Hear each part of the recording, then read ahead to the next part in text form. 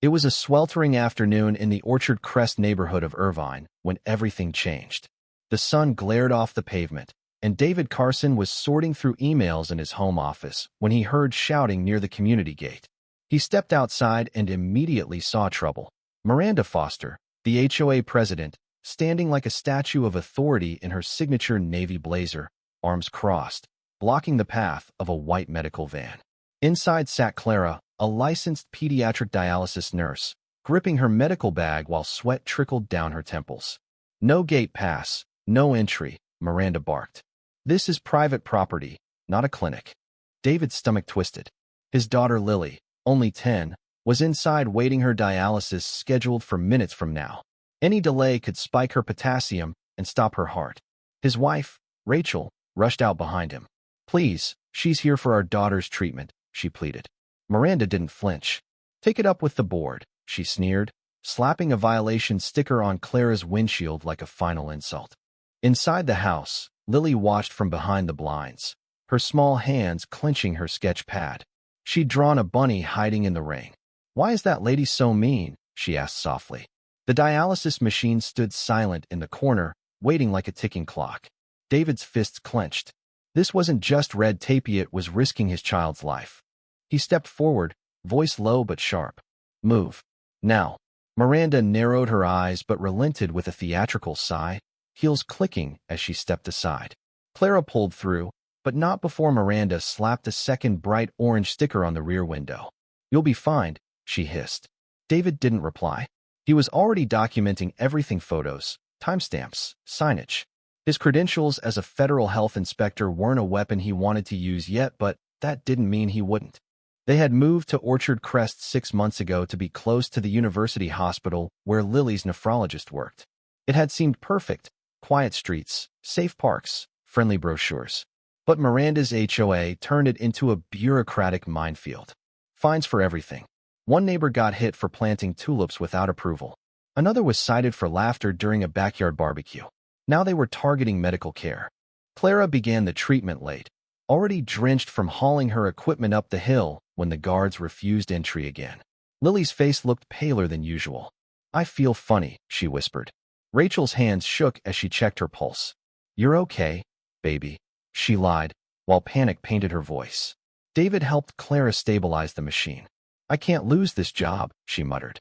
"My son depends on me." David nodded, anger burning a hole in his chest. Miranda's cruelty wasn't just personal, it was dangerous. That night, David dug through the HOA's online rulebook. A new clause stood out: no third-party services without board approval. Nothing about medical exemptions. His jaw tightened. That violated California Health and Safety Code Section 1367.66, not to mention the Americans with Disabilities Act.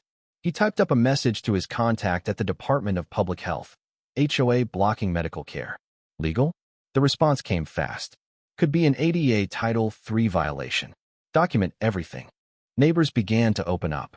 Mrs. Alvarez, across the street, whispered that Miranda fined her for leaving oxygen tanks visible on her porch. Carl Thompson was hit for having a physical therapist park in a guest spot. Another couple had lost their child's speech therapist after Miranda threatened daily penalties. David saw the pattern: control through intimidation. But something else to fear. The neighbors were scared. So he gave them something else: courage. At the next HOA meeting, Miranda stood smug at the front of the room and announced a $500 annual fee for all medical visits. "This isn't a hospital zone," she said, grinning directly at David. "If you don't like it, leave." Outside, Lily and Rachel listened on speakerphone in the car. "I just want to be normal," Lily whispered, drawing a bird with chains around its wings. 3 days later, disaster struck. Clara called David sobbing. "They banned me from entering. The guards wouldn't let me through." David raced home, but it was too late. Lily's treatment was missed. By evening, her breathing was slow, eyes dull, pulse uneven. They rushed her to the ER. The specialist's voice was grim. One more missed session like this, and her heart might not recover. Lily gripped David's hand. "Don't let that lady stop Clara again," she whispered. David kissed her forehead. "Never again." The next morning, David printed a letter on Federal Health Department letterhead, citing the ADA, the Fair Housing Act, and state law. He walked it straight to the HOA clubhouse and handed it to Miranda. Her eyes scanned the seal, her smile faltering. "My bylaws beat your whining," she snapped. David didn't blink. "We'll see." 2 days later, a community group chat lit up. Mrs. Alvarez shared David's letter. A meeting formed in the Pung family's backyard. 10 neighbors showed up. They shared stories. Lily brought sketches of smiling cats and birds finally free. For being brave, she told Mrs. Alvarez, who choked back tears. For the first time, Orchard Crest felt like a real neighborhood. Then came the media. David called a journalist friend, who brought a camera crew. Clara explained Lily's dialysis, her voice shaky but firm. David held up violation notices. Lily's sketch of a locked gate was shown on the screen. Miranda stormed out mid-interview. "No media on HOA property," she shrieked. "This is public land," the reporter replied. That night, the clip went viral. HOA Karen exploded on social media. The backlash was swift. David gathered more: the hospital report, emails, signed neighbor statements. Then he found City Ordinance 5-9-101. It prohibited restrictions on medical personnel in residential areas. He sent everything to Commissioner Nguyen. At the county hearing, Miranda's lawyer claimed it was about safety. David stood calmly, then presented a slideshow: Lily's ER records, footage of Miranda yelling, testimonies about blocked therapists and oxygen deliveries. Commissioner Nguyen turned to Miranda. "Where is your medical exemption policy?" Miranda stammered. David stepped forward. "I'm a federal health inspector. You broke the law and nearly cost my daughter her life." The room erupted in applause. 2 weeks later, Miranda was fined $15,000 and charged with obstruction of medical care under Penal Code 602.1.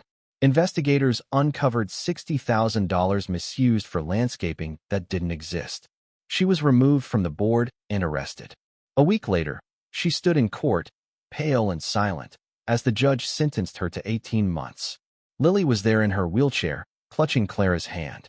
When Miranda was led away in cuffs, the room clapped like they'd just watched the villain fall. Today, Orchard Crest has a new board, one led by Mr. Pung, who installed a medical welcome station at the gate. No more stickers, no more threats. Clara parks with ease now, waving to Lily as she rolls outside to greet her. At the block party that followed, Lily handed out drawings to the neighborhood cats, birds, open gates, and lions. One sketch now hangs framed above her dialysis chair: a fierce lion beside a smiling girl. "That's us," she said proudly. David sees it every day, a reminder of what they endured and what they won. They didn't just fight back. They took their home back. It was a sweltering afternoon in the Orchard Crest neighborhood of Irvine when everything changed.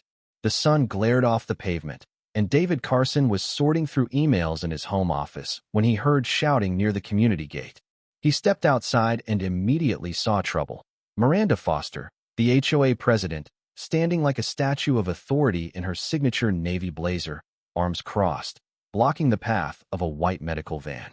Inside sat Clara, a licensed pediatric dialysis nurse, gripping her medical bag while sweat trickled down her temples. "No gate pass, no entry," Miranda barked. "This is private property, not a clinic." David's stomach twisted. His daughter Lily, only 10, was inside waiting, her dialysis scheduled for minutes from now. Any delay could spike her potassium and stop her heart. His wife, Rachel, rushed out behind him. "Please, she's here for our daughter's treatment," she pleaded. Miranda didn't flinch. "Take it up with the board," she sneered, slapping a violation sticker on Clara's windshield like a final insult. Inside the house, Lily watched from behind the blinds, her small hands clenching her sketch pad. She'd drawn a bunny hiding in the rain. "Why is that lady so mean?" she asked.